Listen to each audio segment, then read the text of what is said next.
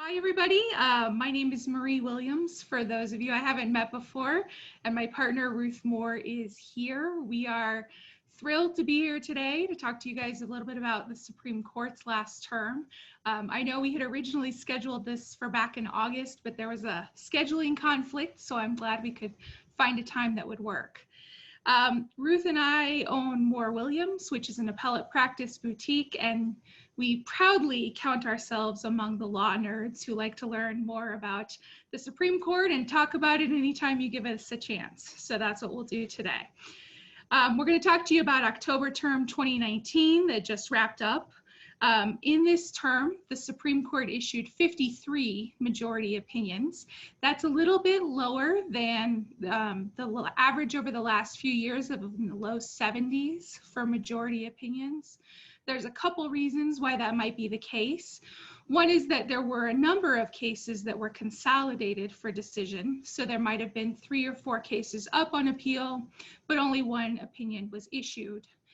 Another reason may be that there were a number of per curiam decisions issued where they weren't authored by a particular justice, but issued in the name of the whole court, and those wouldn't count in those 53 majority opinions as well, but still a significant difference in how much we heard from the court this term.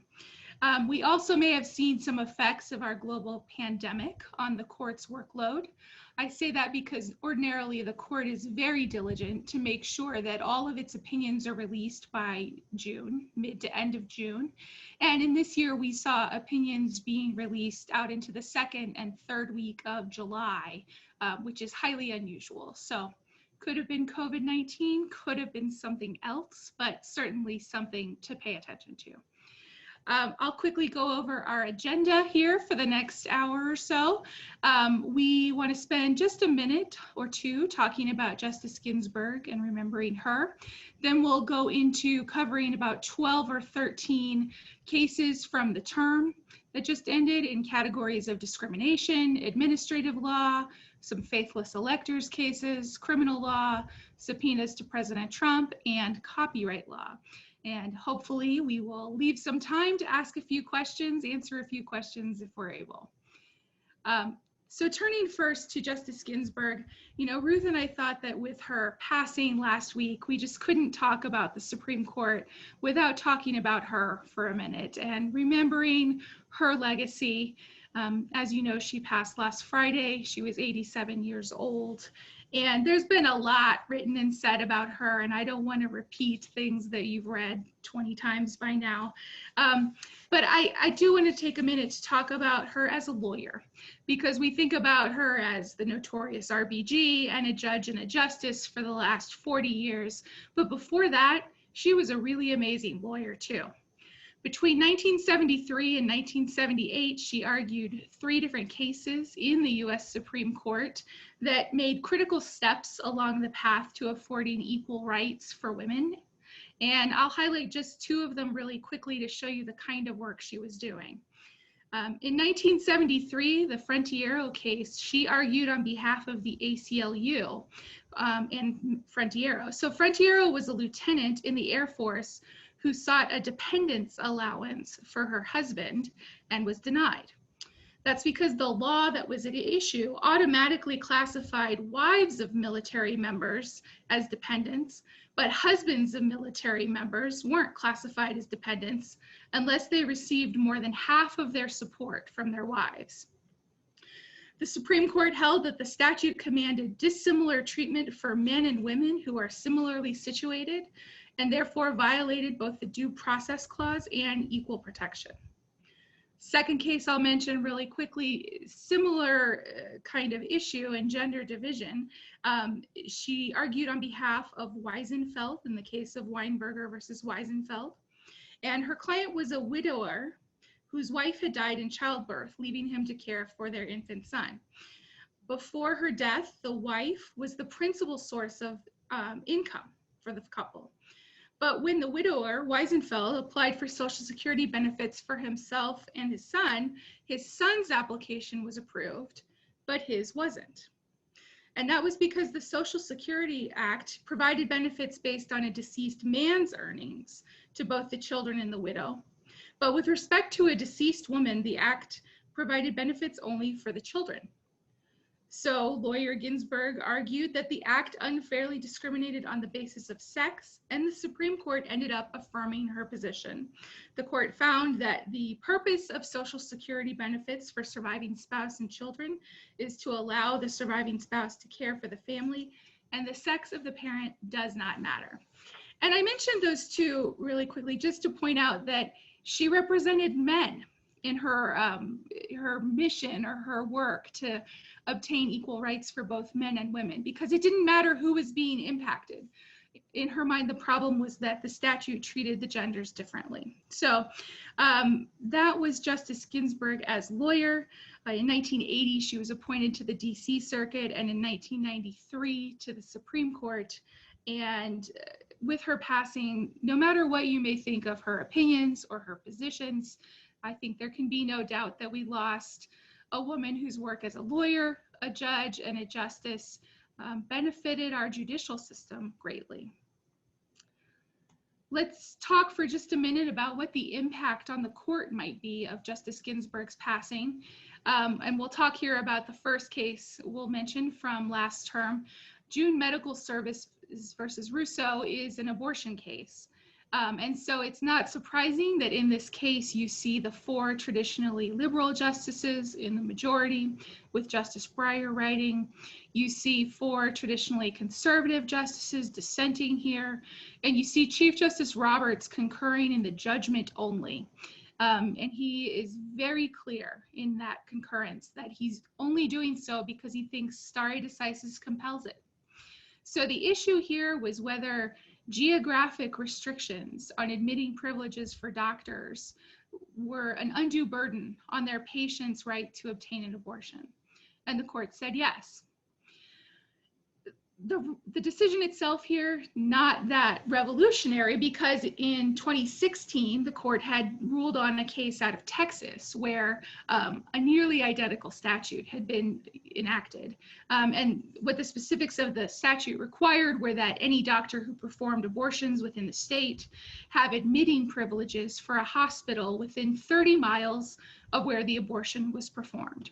So in 2016, the Supreme Court in the whole women's health case decided that that Texas statute was unconstitutional. And so in 2020, when this Louisiana statute comes up again, not surprisingly, the majority opinion says, we think these are sufficiently similar. There was sufficient factual evidence developed below. And because of stare decisis, we decide the same way. So not that surprising for the outcome. Interesting to think about what may happen in terms of the timing of Justice Ginsburg's appointment, what that might mean for the court. It's also interesting to note that there were 4 separate dissenting opinions written here, and none of the dissenters could fully agree on anything either. So we may have an even more fractured court in the future. Along those lines, I'm just going to show you my one favorite chart from the statistics on the Supreme Court. This is a chart that shows you how often justices agree in their opinions. So those letters along the top and down the side of the table are the justices' initials. So it sometimes takes a minute to think, who are they talking about there? But you know, this slide is interesting because you can see, for example, that BMK, Justice Kavanaugh, and JGR, Chief Justice Roberts, they agreed in 93% of cases in the last term. And the same was true for Justice Breyer and Justice Ginsburg. They agreed 93% of the time. And then on the opposite end of the spectrum, you have SMS, Justice Sotomayor, and CT, Justice Thomas, agreeing only 44% of the time. So these numbers change every term, obviously, but it's a good snapshot way to take a look at how much the court is in alignment. And it'll be interesting to watch how it changes. I am going to turn now to talking about 3, or I'm going to talk about 2, but we are collectively going to talk about 3 cases from the last term that address discrimination and the interpretation of statutes. So the first one I'll talk to you about is Comcast versus the National Association of African American Owned Media.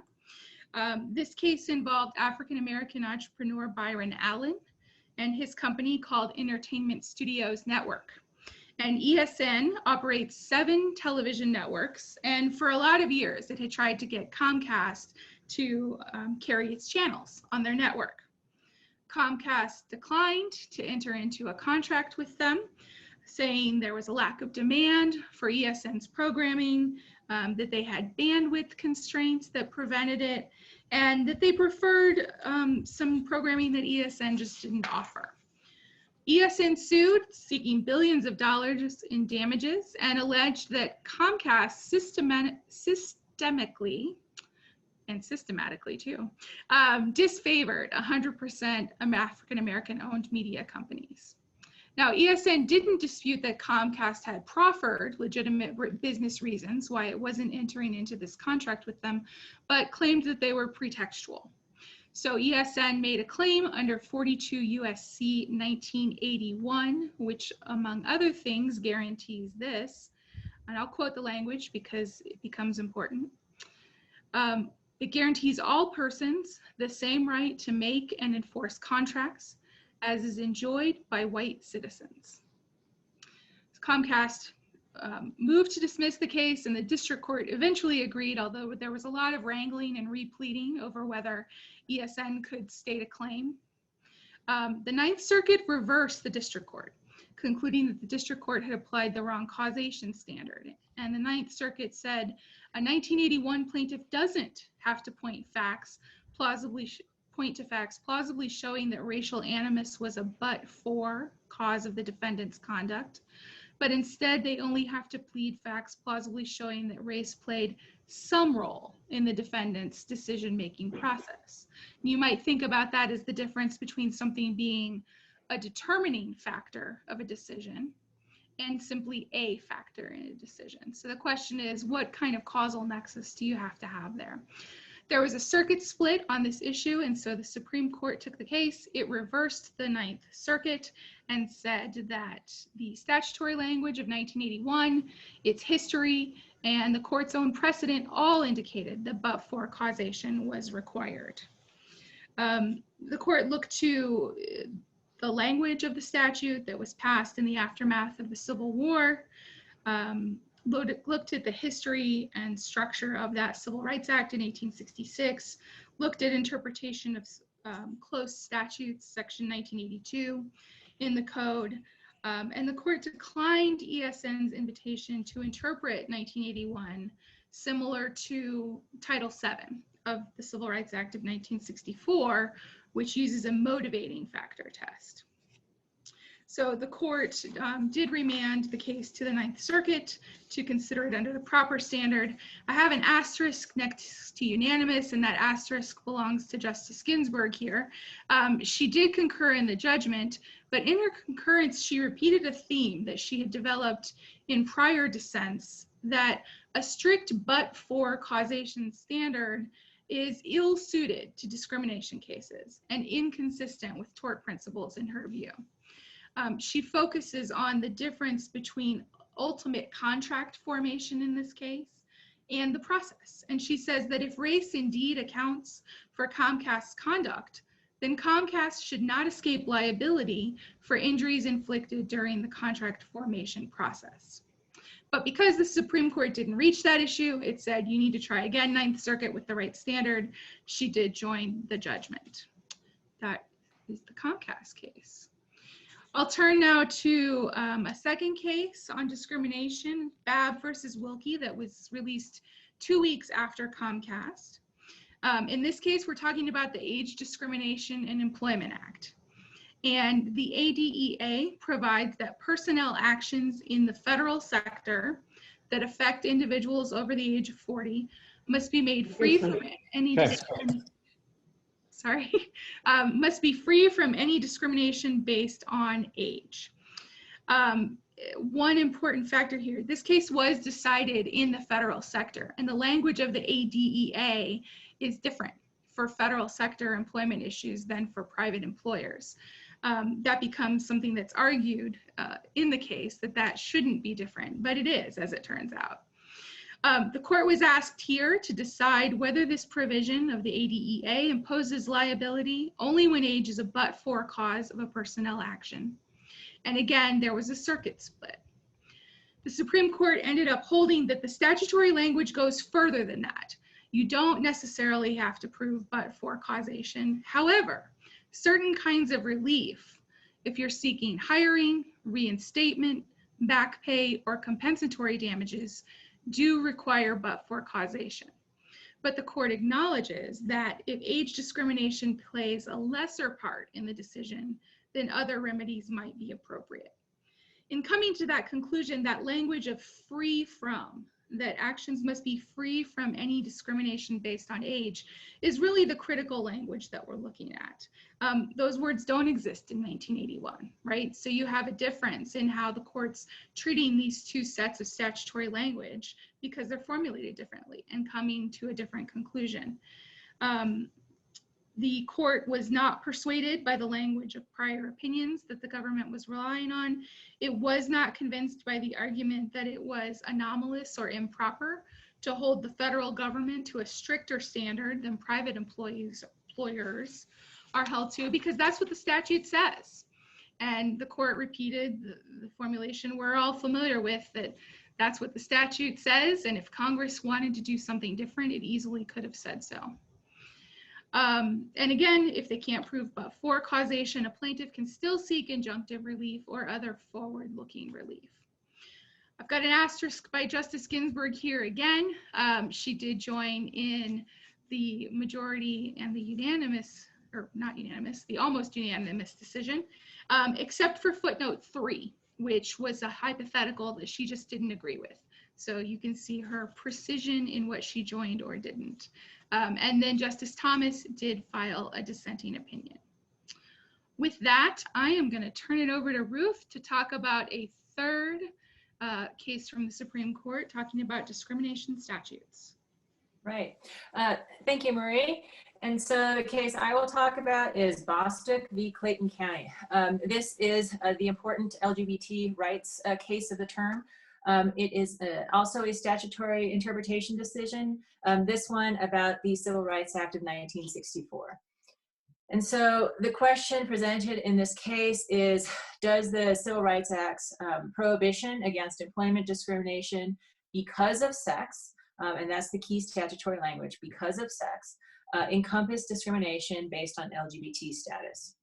And the holding is that yes, it does. The Civil Rights Act prohibits employment discrimination based on sexual orientation or gender identity. And so this is an important holding for LGBT rights in the employment context and for employment law generally. This decision was written by Justice Gorsuch, and Justice Gorsuch is known for taking a literal, technical approach to statutory textual interpretation. He looks at the meaning of particular words and follows the logic from there. And so his logic runs that when an employer discriminates based on sexual orientation or gender identity, that employer is necessarily discriminating because of sex, because the employer is taking an adverse action based on traits that the employer would not have questioned in members of a different sex. And so he talks it through. Say you have an employee who's attracted to men. If you're treating this person differently based on whether he is a gay man or she is a straight woman, then you are necessarily, as the employer, discriminating based on the employee's sex. Likewise, if you have an employee who identifies as female and you're treating that person differently based on whether she's a transgendered woman or a cisgendered woman, then again, the employer is discriminating based on the sex that the person was assigned at birth. And so as a consequence, discrimination because of sex, or statutory language, includes sexual orientation and gender identity discrimination under the Civil Rights Act of 1964. I do want to quickly note one of the dissents, and that is Kavanaugh. So Kavanaugh distinguishes between interpreting literal words taken in isolation versus the ordinary meaning of phrases as a whole, and he discusses that discrimination because of sex tends to be understood differently and applied differently than discrimination based on sexual orientation or gender identity, and for that reason he dissents. The reason I think his dissent is worthy of note is that he does something I have not seen before in a dissent, and that is he congratulates and praises the prevailing side. He tells us that he wishes Congress had updated the Civil Rights Act as he believes it was on the verge of doing. And he ends his dissenting opinion by noting that the majority constitutes an important victory for LGBT persons, and praising lesbian and gay Americans who have, I'm quoting him here, worked for many decades to achieve equal treatment with extraordinary vision, tenacity, and grit.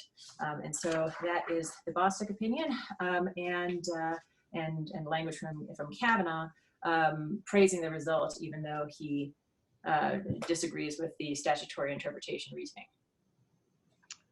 All right, we're gonna switch gears, but we're gonna let Ruth tell us some more. We're gonna look at two important administrative law cases from last term. All right, so I have two administrative law cases here. Both of them involve concepts by which administrative agencies are held accountable within our government system. The first of these cases is Department of Homeland Security versus Regents of the University of California. This concerns DACA.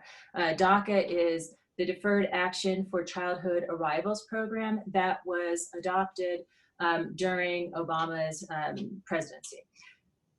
DACA provided two forms of relief to individuals who were brought to this country as children and then raised here, but did not achieve either citizenship or other lawful immigration status.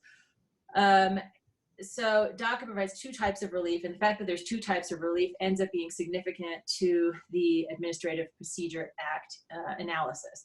The two types of relief are, one, the deferred action part, meaning that if you apply for DACA relief, you get to defer deportment for 2 years, and that's renewable in 2-year increments.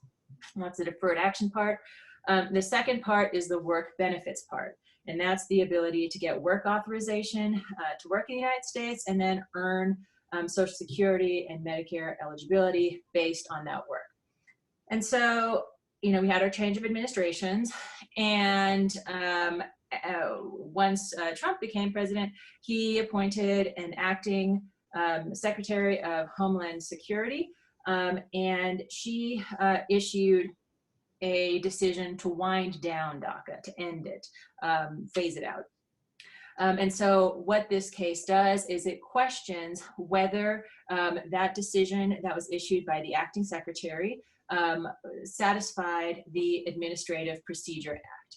And the decision concludes that no, it did not, that the wind down decision violated the APA's reasoned decision-making requirement.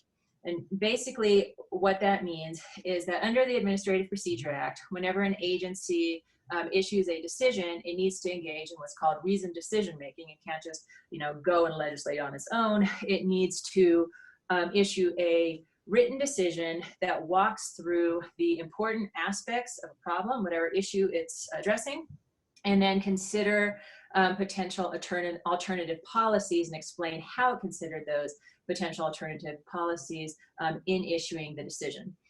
And so here, the Supreme Court found that there were two problems in how the acting secretary wrote the decision to wind down DACA.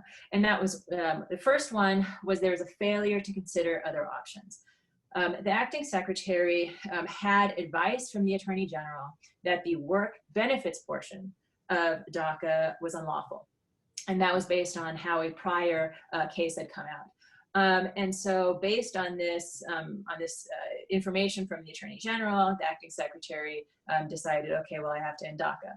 Well, what that means is that she did not even consider the possibility of only ending the work benefits portion. She didn't consider, how about we just don't deport people? How about we keep the portion of DACA that is the deferred action from deportation part, the kind of namesake part of it. And so that was one failure to consider that made this a violation of reasoned decision making. The other one was that the Secretary's decision did not talk through the serious reliance interest of the persons who are affected. And so it just jumped to the conclusion that DACA needs to be gotten rid of, but it didn't talk through the serious hardship on the 700,000 persons who were directly affected, plus the hundreds of thousands of other individuals, as well as employers and schools who rely upon DACA beneficiaries. So that was a second failure that required this decision to be invalidated under the APA. There were several dissents for different reasons, but the only thing I want to note about the dissents is the partial dissent that was issued by Sotomayor that makes one portion, part 4, of Roberts' opinion not a majority. And so there's this one part of his decision that becomes a plurality. What they disagreed on wasn't about the APA. There was a second claim in the case that was an equal protection claim. And the question there was whether the plaintiffs had satisfied the plausible pleading standard that we've now sort of become used to in federal court in the past 13 years under Twombly and Iqbal. And what we see here is a disagreement between Roberts and Sotomayor on how that standard applies. Plausibility is supposed to be an objective standard, but we do see here that there is some degree of perhaps subjective or personal views of how plausible a particular inference is, especially when the question is drawing an inference of discriminatory motivation. And so we see that difference there that's worth thinking about when we consider how Twombly-Iqbal has played out as a standard over time. The second administrative law decision that I'll discuss is Saylor Law v. Consumer Financial Protection Bureau. The question in this one has to do with the setting up a new administrative agency, in the first place. So the question here is, can Congress create an independent regulatory agency that exercises substantial executive power and is led by a single director whom the president cannot remove except for cause? And the answer is that no, Congress can't do that. Doing so violates the separation of powers. And the majority decision here is written by Roberts. It ends up being a bit of a middle ground between views expressed by some other justices.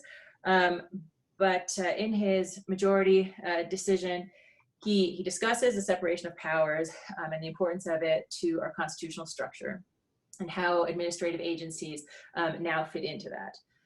He explains that Article 2 vests the executive power in the president, and in order for the president to fulfill the executive role, other executive officers must be accountable to the president, which means that it must be possible for the president to remove them, and not just for cause, but for anything, at will, political disagreements especially. Because the CFPB is set up to strip the president of removal power, to make the CFPB director independent from the executive, it violates this separation of power when the single director wields substantial executive power over a large segment of the economy and is not accountable to the president. There was a concurrence by Thomas and Gorsuch that says that, well, it doesn't even matter that it's a single director versus a panel of directors. The two of them would have overruled a 1935 case that allowed a multi-director, non-accountable agency back in 1935, and that pertained to the FTC. Kagan, joined by Ginsburg, Breyer, and Sotomayor, had a dissent where they said, you know, the Constitution doesn't say anything about removing people. It just speaks of appointment. And so there is no executive authority to remove. That was their view. Now, the interesting thing about the concurrences and the dissents combined is that they mean that we have 6 justices who disagree with Roberts with respect to the question of, does it matter if it's a one-person directorship versus a multi-person directorship? This was significant to Roberts and you know, hence his decision, but ultimately that's going to leave some future questions for some of the other existing administrative agencies. The upshot of this decision is that the CFPB's director is removable by the president at will. The different opinions within this case talk through the issue of severability. Does the CFPB as a whole fail as a result of this provision, or is it just this one removal provision that needs to be stricken? And they concluded that the removal provision can be stricken, meaning that there's no limitation to for cause for removals. But the rest of this CFPB without that provision remains valid and stays in effect. Thanks, Ruth. We're going to turn now to talk about 2 cases that address how our electoral college functions. The first one is Chiuful versus Washington, and you all know, but just to remind you, that every 4 years when we cast our ballot for a presidential candidate, our votes are actually going towards selecting members of the Electoral College, and then those few choose the president. Over the years, states have devised different mechanisms to ensure that the electors support the vote that their citizens have made, and that they appoint the president that the popular vote indicated, at least for their state. So this case asked whether a state, the state of Washington, could penalize an elector for breaking his pledge and voting for someone other than the presidential candidate who won his state's popular vote. And the answer was yes, the state could penalize electors in that way. In coming to this decision, the court's opinion, which was authored by Justice Kagan, first looked at Article 2, Section 1 of the Constitution that outlines the process for electors. It's very general. And the 1796 and 1800 elections proved that it didn't work quite the general way it was written. I want to read to you from Justice Kagan's opinion here, because I found the language that she used just really interesting. And she's writing in a different way than we're used to seeing most of our Supreme Court opinions written. So let me read to you what she says about why this didn't work in early elections. She's talking about that Article 2, Section 1 again. So she says, the next clause, but don't get attached to it, it will soon be superseded, set out the procedures the electors were to follow in casting their votes. In brief, each member of the college would cast votes for 2 candidates in the presidential field. The candidate with the greatest number of votes, assuming he had a majority, would become president. The runner-up would become vice president. If no one had a majority, the House of Representatives would take over and decide the winner. That plan failed to anticipate the rise of political parties and soon proved unworkable. The nation's first contested presidential election occurred in 1796 after George Washington's retirement. John Adams came in first among the candidates and Thomas Jefferson second. That meant that the leaders of the era's 2 warring political parties, the Federalists and the Republicans, became president and vice president respectively. One might think of this as fodder for a new season of Veep. 4 years later, a different problem arose. Jefferson and Aaron Burr ran that year as a Republican Party ticket, with the former meant to be the president and the latter meant to be vice. For that plan to succeed, Jefferson had to come in first and Burr just behind him. Instead, Jefferson came in first and Burr did too. Every elector who voted for Jefferson also voted for Burr, producing a tie. That threw the election into the House of Representatives, which took no fewer than 36 ballots to elect Jefferson. Alexander Hamilton secured his place on the Broadway stage, but possibly in the cemetery too, by lobbying Federalists in the House to tip the election to Jefferson, whom he loathed but viewed as less of an existential threat to the Republic. By then, everyone had had enough of the Electoral College's original voting rules. So it's a good history lesson from Justice Kagan, but it's also interesting how many asides she throws in there and references to pop culture. So I thought it was worth pointing out. So after it became clear that that provision of the Constitution wasn't enough, the 12th Amendment was enacted, where electors would vote separately for president and vice president, and that brought our electoral process into line with the nation's new two-party system.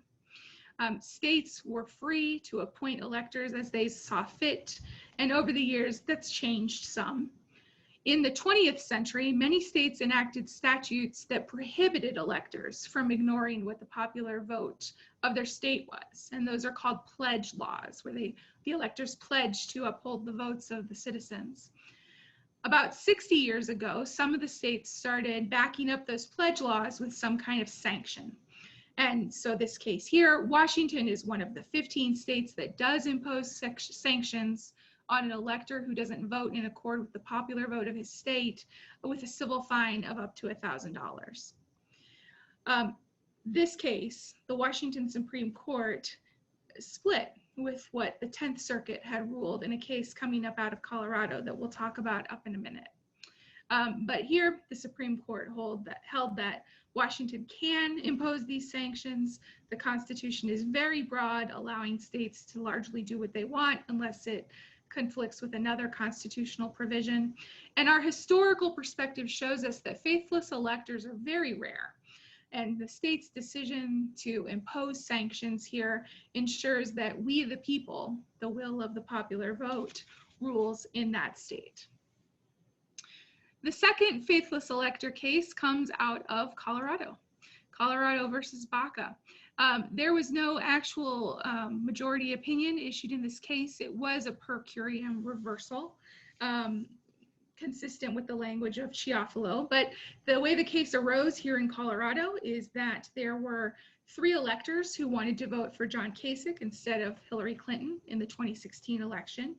And Colorado removed the one who had cast his vote accordingly and invalidated that vote. These 3 electors filed a lawsuit in federal court here in Colorado challenging that action, and the 10th Circuit ultimately held that Colorado's removal of these electors and nullification of the vote not in accordance with the popular vote was unconstitutional. So in line with that Chiuful case, the Supreme Court reversed per curiam. So there's not really much to say about an opinion because there isn't one, but I thought it would be interesting to just hear a little bit from our Attorney General, Phil Weiser, about his experience with this case. He recorded this video that's up on the AG's website between the time when he argued the case and when the opinion was issued. And it gives us a little insight into his preparation and what happened in the court. So just about 3 minutes here, let's listen to what Phil has to say. As soon as I get it to play. Welcome back to Colorado Goes Supreme. Several weeks ago, I argued before the U.S. Supreme Court by telephone. This was an experience of a lifetime. I'd often thought about the opportunity to argue before the Supreme Court, but never by telephone. So I prepared through 7 moot courts, simulating what the experience would be like. And I was able to get our key points across, that everyone's vote needs to be counted. The Supreme Court engaged in, as it always does, a series of hypotheticals, challenging questions, testing whether we had worked out all the implications of our argument that states have the right to require electors to vote for whoever wins that state's popular vote. In Colorado, we have such a law, and I was defending that law. A highlight of the argument was when Justice Clarence Thomas asked my opposing counsel, "Are you saying that a state wouldn't have the authority to remove an elector who voted for Frodo Baggins?" But I think that on your side, you, as the Chief Justice alluded to, you have a similar problem because the elector who had promised to vote for the winning candidate could suddenly say, I'm going to vote for Frodo Baggins, and I really like Frodo Baggins. And you're saying under your system, you can't do anything about that. This was a special moment because the court and Justice Thomas understood the implications of our argument that states must have this authority to remove electors who, for example, take bribes or vote for fictional characters. We also reveled in the mention of Frodo Baggins because as a family, there's perhaps no character we're fonder of than Frodo and maybe Samwise. They went on a quest together that has given our family entertainment. And here on my quest, on behalf of the people of Colorado, I could use Frodo in my closing argument. Two closing thoughts. During the course of this entire litigation and this argument today, my friends on the other side have failed to offer any viable theory on how to address the spectacle of a bribed elector, an elector who votes for Frodo Baggins, or one who would perpetrate a bait and switch on the people of her state. Colorado's pledge requirement addresses all such harms. We urge this court to reject this dangerous time bomb and avoid a potential constitutional crisis by reversing the 10th Circuit judgment. Thank you. We are working on behalf of the people of Colorado, defending our institutions, the right of the people to know their votes are counted. That's what's at stake in this case, and we look forward to a decision to come back this summer, hopefully in our favor. So stay tuned. And of course, we did get a decision in favor of the state of Colorado. And I just thought that was a nice insight into what happened here. I am going to turn it back over to Ruth to talk to us about an important Welcome back. Case from last term. Thanks, Marie. All right, so I will talk about Ramos v. Louisiana. This is a case concerning constitutional criminal law. And also, when you read the various opinions, very much it's about stare decisis, and specifically when you depart from stare decisis. The question in this case is, do you have a constitutional right to a unanimous jury verdict in state court in a criminal trial? And the holding is that, yes, you do.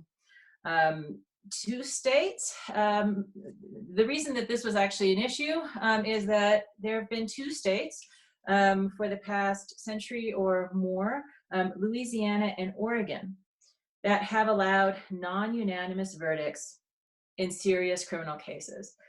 The court here decided that they cannot do that. And so here, the constitutional analysis for the court was actually the fairly easy, straightforward part. The differences among the justices end up emerging in how they deal with the precedential value, stare decisis, of a past erroneous decision, which here was Apodaca v. Oregon. The constitutional analysis goes that the Sixth Amendment right to a trial by jury entails a right to a unanimous jury verdict. Even before our country existed and its constitution was adopted with the Sixth Amendment, it was well established that a jury trial meant a trial that results in a unanimous verdict. The idea was that a verdict taken from fewer than a unanimous jury was not a verdict at all. And so that was the understanding already when the Sixth Amendment was adopted. And so when the Sixth Amendment provided a right to a public trial by a jury of your peers, it meant that you have a right to a unanimous jury verdict. The question that has become settled more in recent decades is the extent to which the 14th Amendment incorporates that Sixth Amendment right to its fullness. And the reason that there was some uncertainty was this Apodaca case from 1972. In the Apodaca case, there was a very split division among the justices. It was a 4-1-4 split, where the only justice who ultimately really had reasoning for the result was the one in the middle, which was Justice Powell. None of the other 8 or any justice since has actually agreed with Justice Powell's reasoning. But Justice Powell's reasoning was that there's sort of a dual track incorporation where the Sixth Amendment right to a unanimous jury verdict applies in federal court, but in state court, you only get a right to a jury trial, but it doesn't have to be unanimous. So there's a sort of watered down version of the Sixth Amendment for state courts. That was Justice Powell's view in Apodaca. Nobody agrees with him. No one else agreed with him then, and the justices now do not agree with him.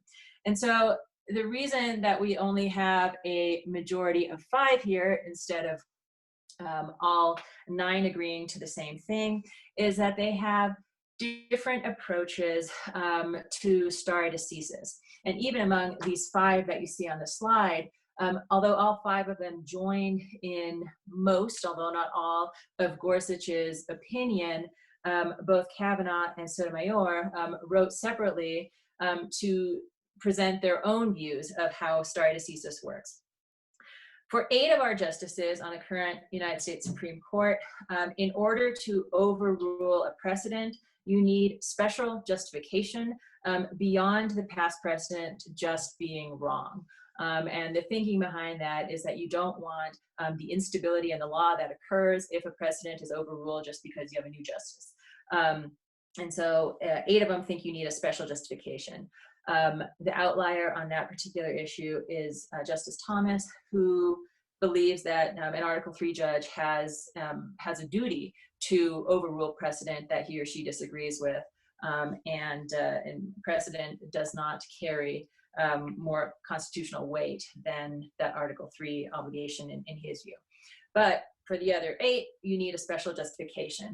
And so for the 5 whom we see here in the majority, a very important reason for overruling Apodaca was that it failed to address the racist history behind Oregon and Louisiana adopting those non-unanimous jury verdicts in the first place. The history behind the Louisiana and Oregon laws was actually fairly clear, and it is detailed in Gorsuch's opinion and then amplified further in Kavanaugh's. And they describe how those 2 states adopted these laws to make Black jury participation meaningless in response to being told by the federal government that they couldn't exclude Black jurors. So they just tried to make Black jury participation meaningless through these non-unanimous jury laws. So this case now, Ramos v. Louisiana, invalidates the non-unanimous jury laws in Oregon and in Louisiana, and it establishes once and for all that the Sixth Amendment right to a unanimous jury verdict in state criminal trials is fully applicable to the states. I am going to cover the next 2 cases very quickly. They are 2 opinions that came out of subpoenas that were issued for President Trump's records. So the first one is Trump versus Mazars USA. The question is, did Congress exceed its authority when it issued subpoenas for financial records of President Trump, his children, and affiliated businesses? And the court said no. Congress didn't exceed its authority. The court, in deciding this, ignored the extreme positions of both sides, or didn't ignore, found them unpersuasive. So you had Congress on the one hand and President Trump on the other, making absolute arguments about why they should always be able to subpoena what they wanted, or why the president's office shouldn't have to respond because it interferes with duties of the executive office. And what the Supreme Court ended up saying is that separation of powers is a really important thing that comes into play here. And it's not the case that one or the other of you is right, that you have an absolute rule on one side or the other. But instead, a question like this requires balancing the 2 positions. the significant legislative interests of Congress on the one hand, and the unique position of the president on the other. So the court ended up remanding the case to the circuit court to apply that standard and look at these separation of powers interests. In the second case, Trump versus Vance, this time the New York County District Attorney's Office served a subpoena for financial records relating to the president, and this is the tax return subpoena, right? They wanted tax records going back to 2011. Trump sued in federal court, arguing that under Article 2 and the Supremacy Clause, a sitting president enjoys absolute immunity from the state criminal process. The Supreme Court said no, the president can be required to respond to a state-issued criminal subpoena. The threat of harassing subpoenas, the court said, can be dealt with just like any other subpoena. You can file a motion to quash or modify the subpoena in the trial court. The parties can try to negotiate and work it out between them. If not, the trial court will resolve it for you. They did make a comment that particular consideration should be given to the fact that this is the president we're talking about when we're looking at the analysis of whether to quash or modify a subpoena. But there's no absolute rule that would protect him from having to respond. The last point I make about those two cases is just the tone that's taken in them. Both cases go through in some length a history of the fact that they've never been asked to rule on a motion to quash a subpoena effectively. That, you know, there's some suggestions they don't think they should have to be ruling on this, that usually these cases get sorted out in the hurly-burly of the political process, they say, or just through negotiation of counsel. So they rule in these two cases. There's not a special set of rules for the president, but the position must be considered. And I got the distinct impression that they'd rather not be involved in discovery disputes going forward. Ruth is going to talk to us really quickly about our last two cases involving copyright law. Okay. All right. So I will talk about two cases that both involve copyright relations between individuals and states. And I will give you the short versions of these two. Alan B. Cooper presented the question of whether individuals can sue states for copyright infringement. The answer is that no, they cannot, even though Congress wanted to make that possible. So in 1990, Congress passed the Copyright Remedy Clarification Act that specifically made it possible for individuals to sue states who infringed their copyrights. However, in this case, where exactly such a case was brought, the Supreme Court decided that Congress did not have the constitutional authority to do so. It walked through the first Article 1's intellectual property clause and said that there isn't a clear authority, constitutional authority to abrogate sovereign immunity expressed by that. And then they also talked about hey, well, maybe there's something that can be done under the 14th Amendment, which might be a surprising use of the 14th Amendment, but specific findings and a narrowly tailored or a specifically tailored abrogation would be required under that, and they didn't see that there either. And so at this time, individuals cannot sue states for copyright infringement. The next copyright case is Georgia v. Public Resource Org. And this is where a state is trying to enforce its copyright or its purported copyright against an individual or businesses. Here the question is whether a state can obtain copyright protection for the case law annotations in its official code of statutes. Ultimately, the reasoning gets a little bit broader than answering that particular question. The answer is that no, the government edicts doctrine prevents legislatures from claiming copyright protection for their work. And this case is based on the language of the Copyright Act. This is not based on the constitutional intellectual property clause. This is not a constitutional question. This is a Copyright Act question as it's presented here. The Copyright Act protects authorship, And so there needs to be an author in order to obtain copyright protection. However, under the government edicts doctrine, government officials who are empowered to speak with the force of law cannot be the authors of the work that they create in the course of their official duties. And so because the focus here is on the author rather than the work, the doctrine applies to any work created by the legislature. It's not limited to just actual legislation. Previously, this doctrine was applied to judicial opinions as well. Now we know that it applies to what is done by the legislature or people working for it, as well as just to judges. I believe that this is a good outcome for access to justice, in the sense that that states cannot make people go through a paywall to access the work that has been created or assembled by their legislatures. All right, so we love the law so much that we talked for our full time here and didn't leave time for questions. And I apologize for that, but I want to be respectful of everyone's time and say thank you for having us here today.